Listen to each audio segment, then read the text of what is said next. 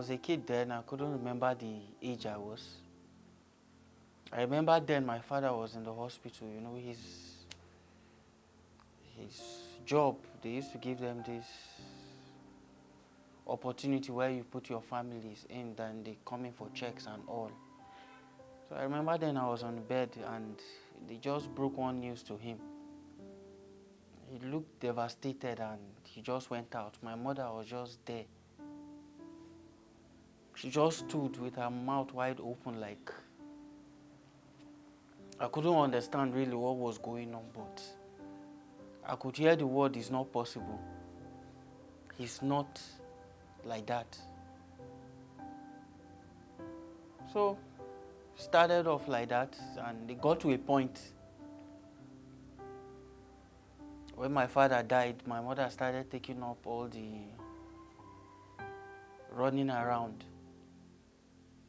So there was a day she just told me, said, "You're a sickler." I said, "A sickler? What's a sickler?" Then she was explaining what sickle cell was. I still didn't understand. But all I knew then was that I get pains.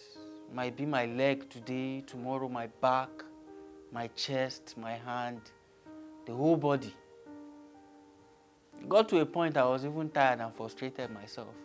I even told my mother it's better I should die because I hate seeing her running around like that. So it was hard growing up when you get to realize you're a sickler or sickle cell.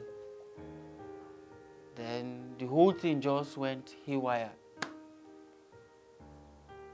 Today you're all right, tomorrow you are sick. And you'll be asking what's happening, what's going on. There is no explanation to anything. So it was hard. And when I get to know I was a sickler, all I had to do was take my drugs, follow the routine. As a kid now, you know there are some things you're not really familiar with that will make you sick. You just want to be a kid, and before you know, you're on the bed. You are shouting. My head, oh, my hand, oh, my back. Mommy, press my chest. Well, it's been tough all the way, but thank God. I, for one, never knew it was derogatory. And the truth is, I was growing up, they were just saying sickler, sickler, sickler. I just felt okay. It was when I got to a point in my life, I knew the word sickler. It's a stereotype for somebody that gets sick and all. Well, growing up, I was not even called sickler like that. They used to give me one nickname then, Waterleaf or Ebolo. They used to say I'm not strong, and it's a way of just trying to console me one way or the other, not using the term sickler on me. But they let me understand that yes, there are some things I'm not meant to do. Because you know what I live now, if you just feel small heat, the thing will just shrink or it will turn something else. And Ebolo in Yoruba means the same water leaf. So I was not really called a sickler, but going out from the environment where I was, you could see some people using the word sickle cell, others are using sickler. So the word growing up, it not really strike me as something that is a stereotype until I get to know more about it. So the word sickler is just a form of mockery to those that are having sickle cell disease. Like in my house, I don't believe most of them know the concept of or the differences between sickle cell disease and sickler. You understand? When it comes to the term in referring to someone, like I've been to the hospital with my cousin and they're asking her what's going on, she'll just say it's a sickler.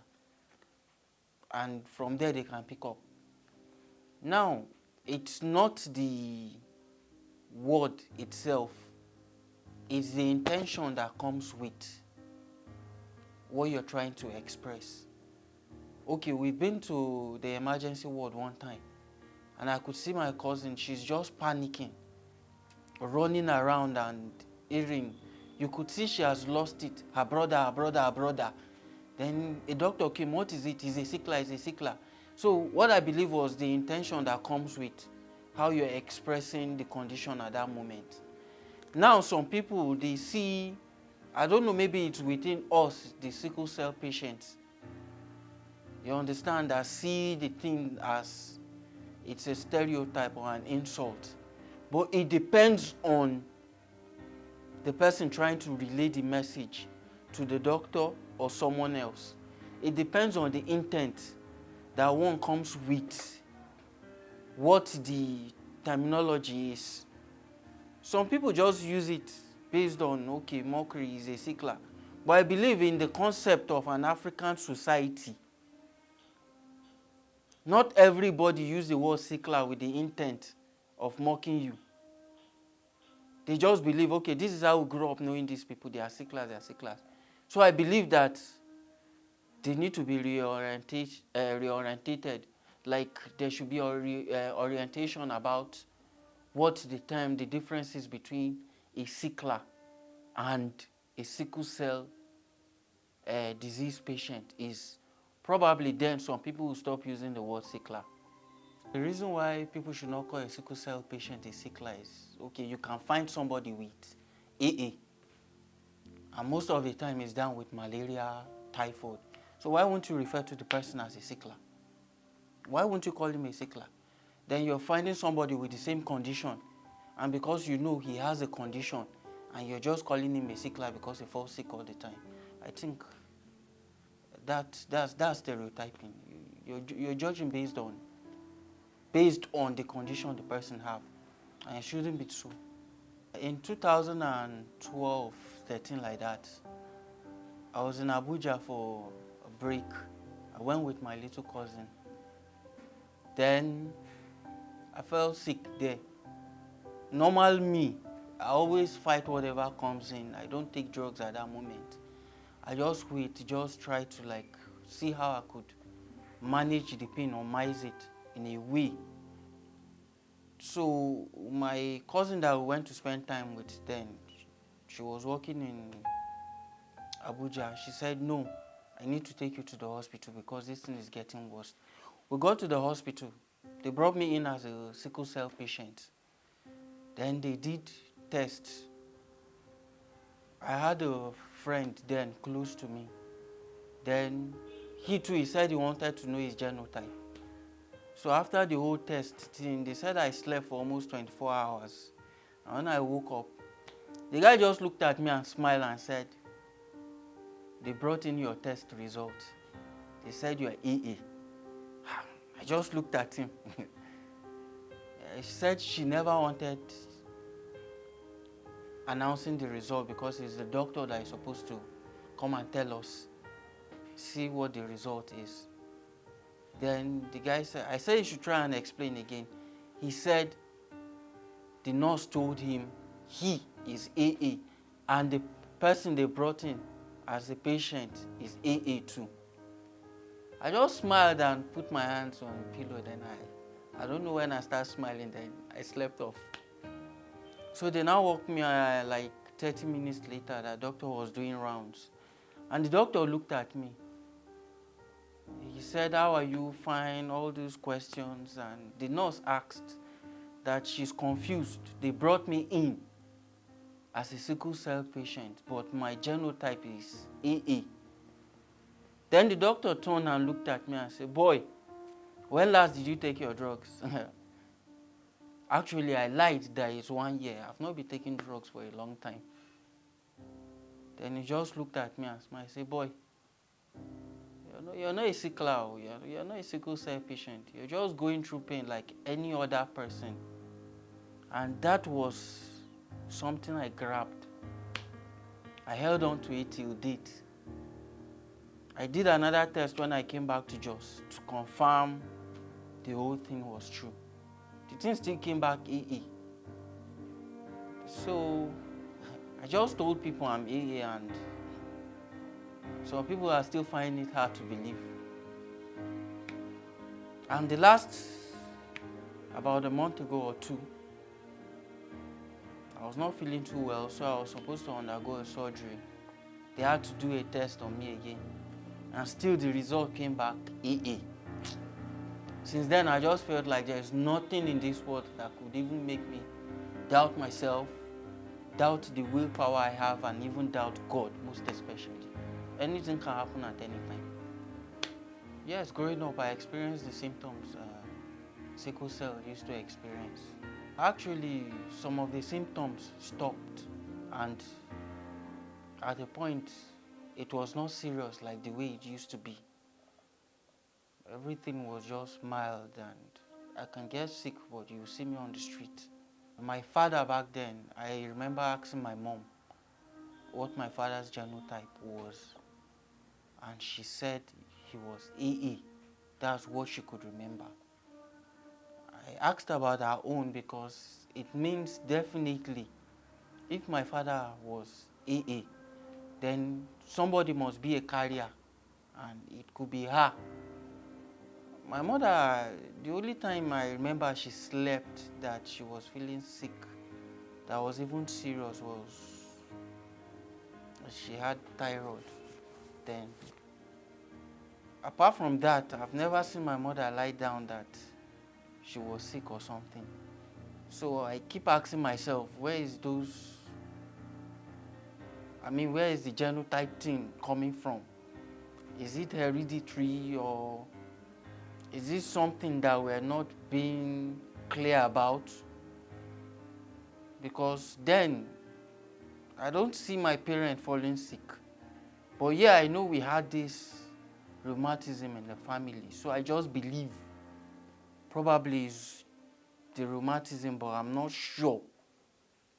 My brother, the one next to me, is a carrier, and I used to look at him most times because I can say he's stronger than me. But the surprising thing is that he got to realize that he was a carrier when he was in GS3. I mean, we grew up with this dude and he has never even laid down for once.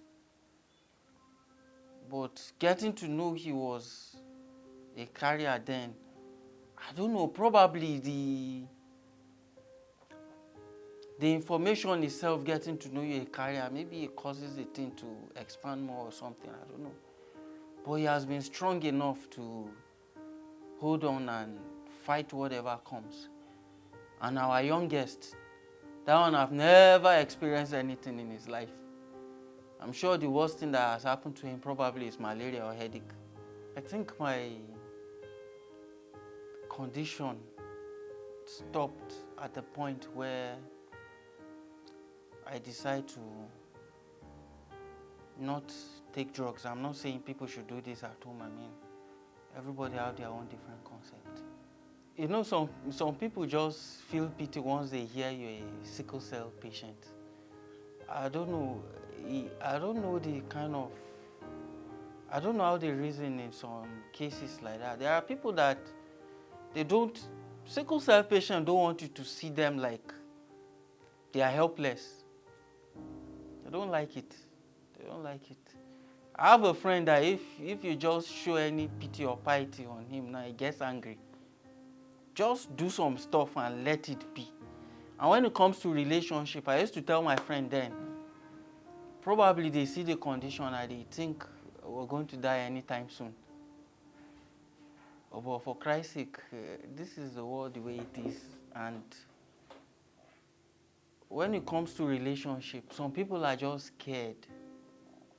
They are scared. Some people think you die before your time. Some people think they can't handle your condition. Some people just feel like, what if this guy falls sick and I don't know what to do because I won't be able to marry a person with a sickle cell disease? How will he be able to bring food to the table? How will he be able to do this stuff? How will he be able to do that stuff? I can't be taking care of the kids and at the same time taking care of a grown person. I mean, you need to get to know the person first. Get to know what he can do, what he can't do. I mean, there are people out there with sickle cell disease. If you see them hustling, you won't even believe they have the condition. They are doing things fine. And it's always like that. But you need to get to know the person and you could see what the person will come up with before you judge. My own take. AS and AS. Anybody taking that step is a risk, a serious risk. Okay, you can get probably one AS, then the rest will fall. They will just fall into the category of a sickle cell patient. I mean, the risk is much, but even so, some people still are willing to take that risk because they are in love. And some people really understand the condition of you not trying to bring someone to this world to suffer. I mean, you need to see how people suffer this thing, and I don't think if you're in the position or you've experienced it, you want your own kid to be in that same condition. It's risky. It's risky. I won't advise people to go down that line. It's very risky. I have no doubt that my genotype will change in future. There is this fear. Okay, like certain people know me with the sickle cell condition before, and like they say, love conquers all. I was willing to take a risk at a point. I had this friend that I was willing to marry, but she knew me with the sickle cell condition and she was not willing to take the risk with me because she had this doubt. What if? I told her it's an assumption, not a fact. But the fact there is that I'm AA. And she was not willing to take the risk because her younger brother died in her arms. He's sickle cell. So right now, if you're telling a sickle cell patient, I'm now AA, marry me, there is this fear. Nobody wants to take that risk with you. We spoke at length and she said some things that it really put fear in me. So right now, I'm not even willing to take that risk though. So at the end, I'm going to end up with someone with AA. My name is Venfa Haruna Mamdam, a conflict manager. I was a sickle cell patient. Now I'm AA, and it's true. Don't stigmatize people living with sickle cell disease.